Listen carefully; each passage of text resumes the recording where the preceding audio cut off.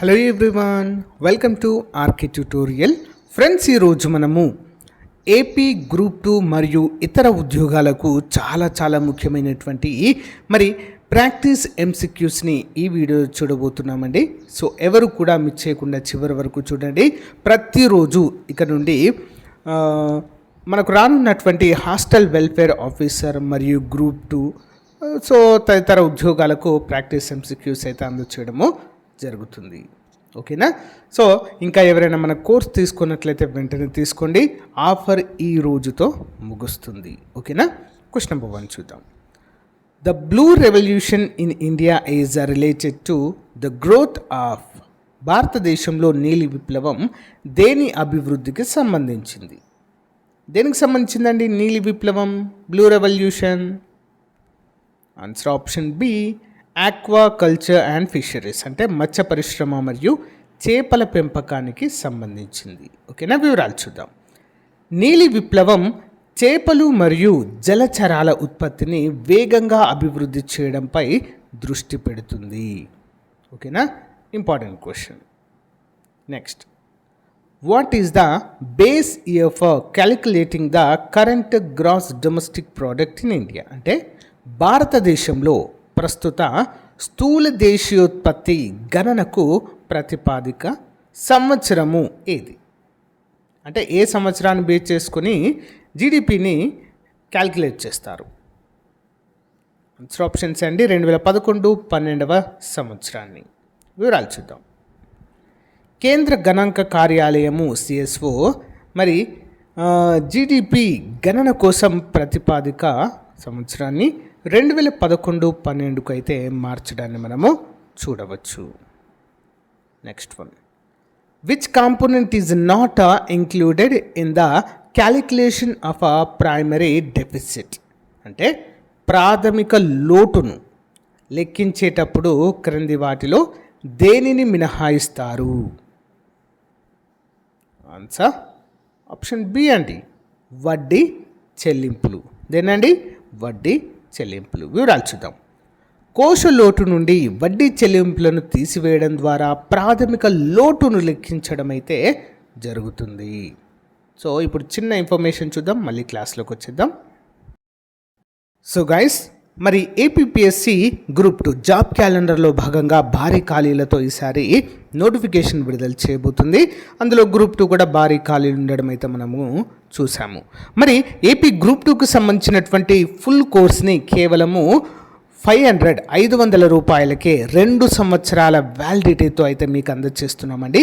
ఇందులో కంప్లీట్గా classes as per the syllabus, topic వైజ్గా పీడిఎఫ్ మెటీరియల్, అంతేకాకుండా ప్రతి టాపిక్ని మీరు ప్రాక్టీస్ చేయడానికి ఆన్లైన్ ఎగ్జామ్స్ కూడా అందుబాటులో ఉంటాయండి.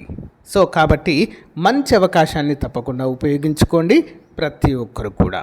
Okay, app link in video description. అంతేకాకుండా ఏపీ హాస్టల్ వెల్ఫేర్ కోర్సు 1299 రూపాయలది కేవలం ప్రజెంట్ 799 రూపాయలకి అందిస్తున్నాము. ఇది కూడా 2 years వ్యాలిడిటీ అండి. సో బెస్ట్ క్లాసెస్ ఉంటాయి, టెస్ట్ సిరీస్ ఉంటుంది, పీడిఎఫ్ మెటీరియల్ కూడా అందుబాటులో ఉంటుంది. 20 years ఎక్స్పీరియన్స్ కలిగిన ఫ్యాకల్టీ చేత క్లాసెస్ చెప్పించాము. ఎవరు కూడా మిస్ చేయదు. యాప్ లింక్ వీడియో డిస్క్రిప్షన్లో ఉంటుంది. యాప్ తెలియకపోతే యాప్ లింక్ అని కామెంట్ పెట్టండి, యాప్ లింక్ కూడా మీకు షేర్ చేయడం జరుగుతుంది. బట్ ప్రతి ఒక్కరి దగ్గర మన కోర్స్ ఉండే విధంగా చూసుకోండి. ఓకేనా?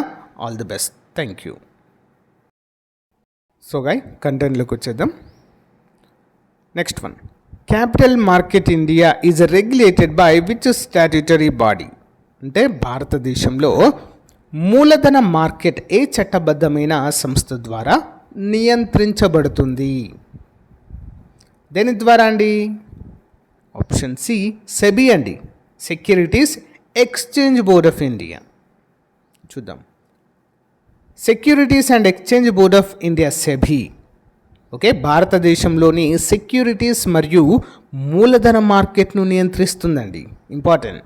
Okay, next one, which curve shows the relationship between tax rates and tax revenue collected by the government? అంటే పన్ను రేట్లకు మరియు ప్రభుత్వం వసూలు చేసే పన్ను ఆదాయానికి మధ్య గల సంబంధాన్ని చూపే వక్రరేఖ ఏది?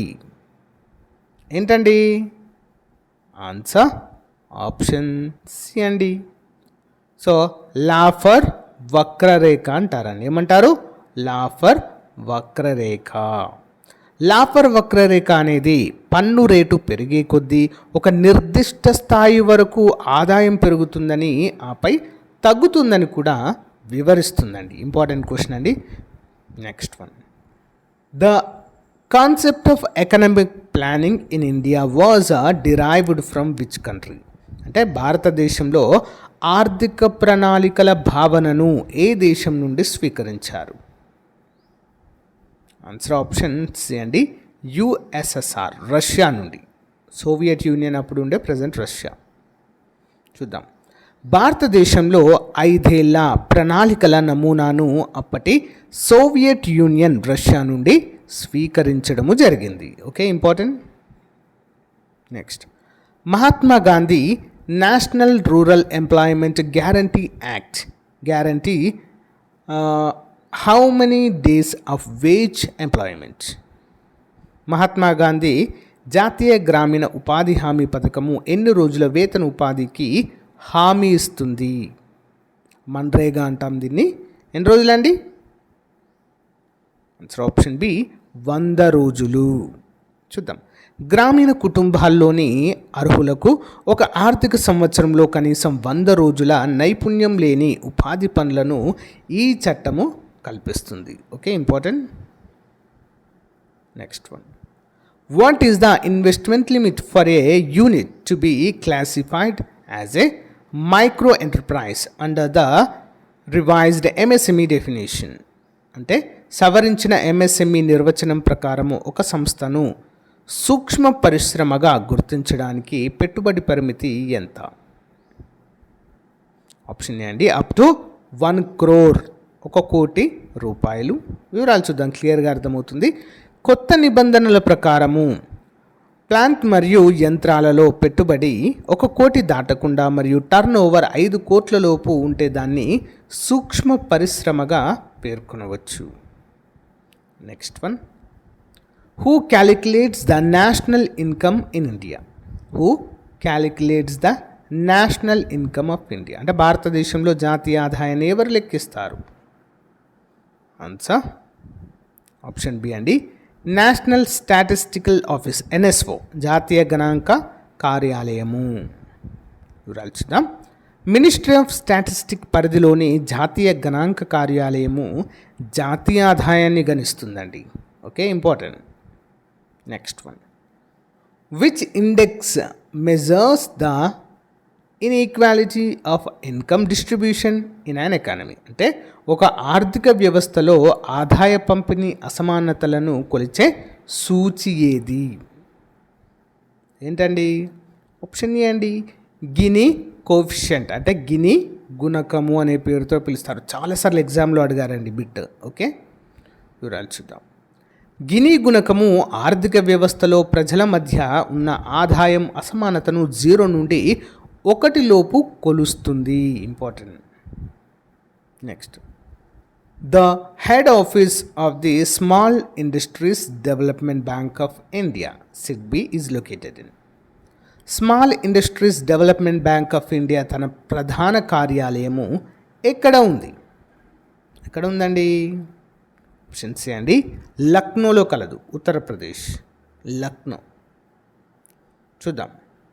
ఎంఎస్ఎంఈలకు ఆర్థిక సహాయం అందించడానికి 1990 సంవత్సరంలో ఏర్పాటైన సిడ్బి ప్రధాన కార్యాలయము లక్నోలో ఉందండి. ఉత్తరప్రదేశ్ రాజధాని లక్నోలో కలదు. Next, which plan gave priority to heavy industries for the first time in India? అంటే భారతదేశంలో ఏ ప్రణాళికలో మొదటిసారిగా భారీ పరిశ్రమలకు ప్రాధాన్యత ఇచ్చారు?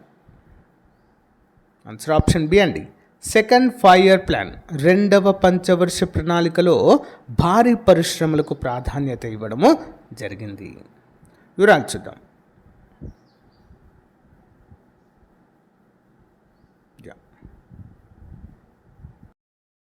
నెక్స్ట్ వన్ చూద్దాం.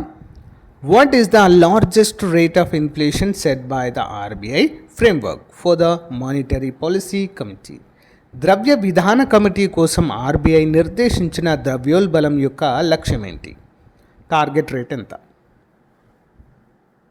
ఆన్సర్ ఆప్షన్ బి అండి, 4%. ఓకే, 4%. చూద్దాం.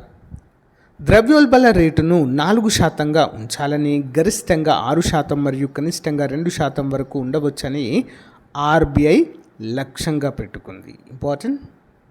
Next, income tax in India is an example of which type of tax? భారతదేశంలో ఆదాయపు పన్ను ఏ రకమైన పన్నుకు ఉదాహరణ? ఆప్షన్ బి అండి, డైరెక్ట్ అండ్ ప్రోగ్రెసివ్, అంటే ప్రత్యక్ష మరియు ప్రగతిశీల పన్నుకు ఉదాహరణగా చెప్పుకోవచ్చు. వివరాలు చూద్దాం. ఆదాయపు పన్ను అనేది ఒక ప్రత్యక్ష పన్ను. ఆదాయం పెరిగే కొద్దీ పన్ను రేటు పెరగడం వల్ల దీనిని ప్రగతిశీల పన్నుగా వ్యవహరిస్తారండి. దేనిగా? ప్రగతిశీల పన్నుగా, అంటే progressive tax. Next, the term bull and bear is associated with which financial sector? Bull and bear అనేటువంటి పదాలు ఏ ఆర్థిక రంగానికి సంబంధించినవి? ఏంటండి? Option C, stock market. చూద్దాం. స్టాక్ మార్కెట్లో షేర్ల ధరలు పెరిగే ధోరణిని బుల్ అని, ధరలు తగ్గే ధోరణిని బేర్ అనేటువంటి పేరుతో పిలుస్తారు.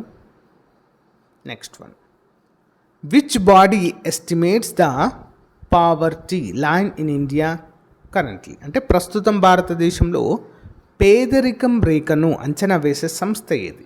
పేదరికము రేఖ ఎవరండి? ఆప్షన్ బి, నీతి ఆయోగ్. వివరాలు చూద్దాం. ఎన్ఎస్ఎస్ఓ సేకరించిన సమాచారం ఆధారంగా నీతి ఆయోగ్ దేశంలో పేదరికాన్ని అంచనా వేస్తుంది. Next one, which of the following is an example of an indirect tax? అంటే క్రింది వాటిలో పరోక్ష పన్నుకు ఉదాహరణ ఏది? క్రింది వాటిలో పరోక్ష పన్నుకు. Option C, goods and service tax, వస్తు సేవల పన్ను. వివరాలు చూద్దాం. జిఎస్టీ అనేది వస్తువులు మరియు సేవల సరఫరాపై విధించే ఒక పరోక్ష పన్ను. Next one, the yellow revolution in India is associated with, అంటే భారతదేశంలో పసుపు విప్లవం దేనికి సంబంధించింది? పసుపు విప్లవం. ఆప్షన్ బి అండి, నూనె గింజల ఉత్పత్తికి సంబంధించింది. దేనికండి? నూనె గింజల ఉత్పత్తి. చూద్దాం. నూనె గింజలు ముఖ్యంగా ఆవాలు, సూర్యకాంతం ఉత్పత్తిని పెంచడాన్ని పసుపు విప్లవంతో ప్రారంభించడం అయితే మనము చూడవచ్చు. Next one, what is the repo rate? Repo rate అనగా ఏమిటి? Repo rate answer option A అండి, వాణిజ్య బ్యాంకులు ఆర్బీఐ నుండి అప్పు తీసుకునే వడ్డీ రేట్ అండి. వాణిజ్య బ్యాంకులు ఉంటాయి కదా, ఎస్బీఐ కావచ్చు, ఇతర ప్రైవేట్ సెక్టర్ బ్యాంకులు ఉంటాయి కదా, అవి ఆర్బీఐ దగ్గర అప్పు తీసుకున్నప్పుడు ఆ అప్పుకు చెల్లించే వడ్డీనే రెపో రేట్ అంటారండి. ఓకేనా? కానీ ఒక్కొక్కసారి ఏం చేస్తాయంటే వాణిజ్య బ్యాంకులు వారి దగ్గర ఉన్నటువంటి అమౌంట్ని రిజర్వ్ బ్యాంక్లో డిపాజిట్ చేస్తాయి. ఓకే, సేవింగ్ చేస్తాయి. అప్పుడు రిజర్వ్ బ్యాంక్ ఇచ్చేటువంటి రేటును రివర్స్ రెపో రేట్ అంటారండి. ఓకే, గమనించాలి. వివరాలు చూద్దాం. వాణిజ్య బ్యాంకులకు నిధుల కొరత ఏర్పడినప్పుడు ఆర్బీఐ వాటికి ఇచ్చే స్వల్పకాలిక రుణాలపై విధించే వడ్డీ రేటును రెపో రేట్ అంటారు. Next one, when the RBI wants to squeeze liquidity out of the economy, what action does it take? ఆర్థిక వ్యవస్థలో ద్రవ్య లభ్యతను తగ్గించడానికి ఆర్బీఐ ఏం చేస్తుంది? ఆన్సర్ ఆప్షన్స్ అండి, ఇంక్రీజ్ రెపో రేట్, రెపో రేటును పెంచుతుంది. ఇంపార్టెంట్. రెపో రేటును పెంచడం ద్వారా బ్యాంకుల రుణాలు ఖరీదవుతాయి. దీనివల్ల మార్కెట్లో ద్రవ్య చలామణి తగ్గి ద్రవ్యోల్బణము అదుపులోకి వస్తుంది. Next one, which core industry holds the highest weight in the index of industrial production? IPP అంటారు దీన్ని, ఐఐపి. పారిశ్రామిక ఉత్పత్తి సూచీలోని 8 కీలక పరిశ్రమలలో దేనికి అత్యంత ప్రాధాన్యత ఉంది? ఆప్షన్స్ అండి, పెట్రోలియం రిఫైనరీ ఉత్పత్తులు. చూద్దాం. 8 కీలక పరిశ్రమలలో పెట్రోలియం రిఫైనరీ ఉత్పత్తులు అత్యధిక వాటాను కలిగి ఉన్నాయి. Next one. In which year was the foreign exchange management act ఏ సంవత్సరంలో ఆమోదించబడింది? ఎప్పుడండి? ఆప్షన్ సి అండి, 1999 సంవత్సరంలో. ఓకే. నెక్స్ట్. విదేశీ వాణిజ్యాన్ని సరళీకృతం చేయడానికి 1999లో ఫెరా స్థానంలో ఫెమా చట్టాన్ని తీసుకువచ్చారు. Next one. What is GNP?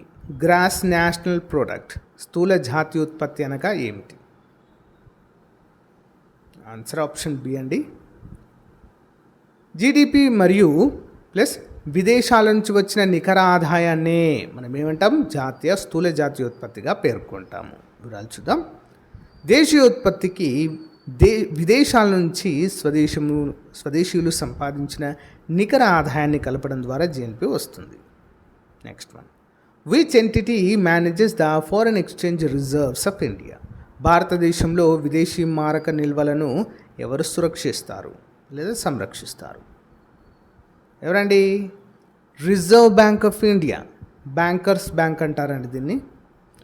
భారతదేశం యొక్క విదేశీ కరెన్సీ, బంగారం మరియు ఐఎంఎఫ్ నిల్వలను ఆర్బీఐ తన ఆధీనంలో ఉంచుకుంటుంది. Next one. ద ప్రధానమంత్రి Jan Dhan Yojana was launched with which main objective? ప్రధానమంత్రి జన్ధన్ యోజన ఏ ప్రధాన లక్ష్యంతో ప్రారంభించబడింది? ఆప్షన్ బి అండి, ఆర్థిక చేరిక, ఫైనాన్షియల్ ఇంక్లూజన్కి సంబంధించింది. చూద్దాం. ప్రతి ఒక్కరికి బ్యాంకింగ్ సేవలను అందుబాటులోకి తీసుకురావడానికి 2014 ఆగస్టులో జన్ధన్ యోజన పథకము ప్రారంభించబడింది. సో గాయస్, ఇది రోజుకు సంబంధించినటువంటి ప్రాక్టీస్ ఎంసీక్యూస్ క్లాస్. మీకు నచ్చితే లైక్ చేయండి. సో ప్రతిరోజు తప్పకుండా ఇలాంటి క్లాస్ అయితే చేద్దాము. ఇంకా ఎవరైనా మన యొక్క కోర్స్ తీసుకున్నట్లయితే వెంటనే తీసుకోండి ఫ్రెండ్స్. ప్రజెంట్ ఆఫర్ అయితే ఉంది. మన గ్రూప్ 2 నోటిఫికేషన్కి ఇంకా చాలా తక్కువగా టైం ఉందండి. ఇంకా మీ ప్రిపరేషన్ స్టార్ట్ చేయకుండా మాత్రం చాలా నష్టపోతారు. కాబట్టి ఈరోజే స్టార్ట్ చేయండి. ఓకేనా? All the best. Thank you.